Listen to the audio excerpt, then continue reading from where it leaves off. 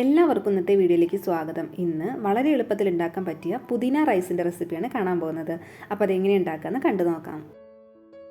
പുതിന റൈസ് ഉണ്ടാക്കാൻ വേണ്ടിയിട്ട് ഞാനിവിടെ നല്ലെണ്ണയാണ് ഉപയോഗിക്കുന്നത്. നല്ലെണ്ണയിൽ ഉണ്ടാക്കുന്നതിനായിരിക്കും സ്വാദ് കൂടുതലുണ്ടാവുക. എണ്ണയൊന്ന് ചൂടായി വരുമ്പോഴത്തേന് അതിലേക്ക് തോല് കളഞ്ഞു വെച്ചിരിക്കുന്ന വെളുത്തുള്ളി, ഇഞ്ചി, എരിവിനാവശ്യത്തിനുള്ള പച്ചമുളക്, കഴുകി വൃത്തിയാക്കി വെച്ചിരിക്കുന്ന പുതിനയില, പിന്നെ ഈ ഒരു സൈസിൽ കുറച്ച് പുളി ചേർത്തിട്ട് 1 മിനിറ്റ് ഒന്ന് വഴറ്റിയെടുക്കുക.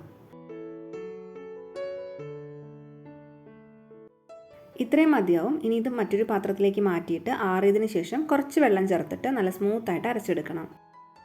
ഇപ്പം ഞാനിവിടെ അരച്ചെടുത്ത് വന്നിട്ടുണ്ട്. അതിൻ്റെ പേസ്റ്റാണ് ഈ കാണുന്നത്. ഇനി ചട്ടിയിലേക്ക് കുറച്ച് നല്ലെണ്ണ ഒഴിച്ചു കൊടുത്തതിന് ശേഷം കടുകിട്ട് പൊട്ടിച്ചെടുക്കുകയാണ്. അതിനുശേഷം ഉഴുന്നുപരിപ്പ്, നിലക്കടല ഓൾറെഡി വറുത്ത് തോല് കളഞ്ഞു വെച്ചിരിക്കുന്നതാണ്.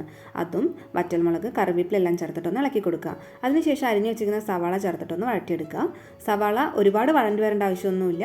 ജസ്റ്റ് ഒന്ന് ട്രാൻസ്പെറൻറ്റ് ആവാൻ തുടങ്ങുമ്പോഴത്തേനും നമ്മൾ ഈ പുതിനയിലയുടെ പേസ്റ്റ് എടുത്ത് വെച്ചിട്ടുണ്ടല്ലോ, ആ പേസ്റ്റ് ചേർത്തിട്ട് നന്നായിട്ടൊന്ന് ഇളക്കി കൊടുക്കുക. പുതിനയില അരയ്ക്കുന്ന സമയത്ത് ഞാൻ കുറച്ച് വെള്ളം ചേർത്തിട്ടുണ്ടായിരുന്നു. അത് വറ്റിച്ചെടുക്കണം. ഇല്ലെങ്കിൽ റൈസ് ആഡ് ചെയ്യുന്ന സമയത്ത് ഭയങ്കരമായിട്ട് കുഴഞ്ഞിരിക്കും, കാണാനും ഭംഗിയുണ്ടാവില്ല, ടേസ്റ്റിനും കുറച്ച് വ്യത്യാസം ഉണ്ടാവും. ഞാനിവിടെ ചോറ് ഉപ്പിട്ടിട്ടാണ് വേവിച്ചിരിക്കുന്നത്. അത് കാരണം ഈ കൂട്ടിലേക്ക് വേണ്ട ഉപ്പ് മാത്രമാണ് ഞാനിപ്പോൾ ചേർക്കുന്നത്. ഇത്രയും മതിയാവും. ഇതിലെ ജലാംശമൊക്കെ ഇപ്പോൾ വറ്റിയിട്ടുണ്ട്. ഇനി ഇതിലേക്ക് വേവിച്ച് വെച്ചിരിക്കുന്ന ചോറ് ചേർത്തിട്ട് നന്നായിട്ട് മിക്സ് ചെയ്തെടുക്കണം. നിങ്ങൾ ചോറ് ആദ്യം വേവിക്കുമ്പോൾ തന്നെ ഉപ്പിട്ടിട്ടല്ല വേവിച്ചതെങ്കിൽ ഈ സമയത്ത് ഉപ്പ് ചേർത്ത് കൊടുക്കാവുന്നതാണ്. അവസാനമായിട്ട് ഞാൻ ഇതിലേക്ക് കുറച്ച് നെയ്യ് കൂടെ ചേർത്ത് ഇളക്കുന്നുണ്ട്. നിങ്ങൾക്കിത് ഇഷ്ടമില്ല എന്നുണ്ടെങ്കിൽ ഈ ഒരു സ്റ്റെപ്പ് സ്കിപ്പ് ചെയ്യാവുന്നതാണ് കേട്ടോ.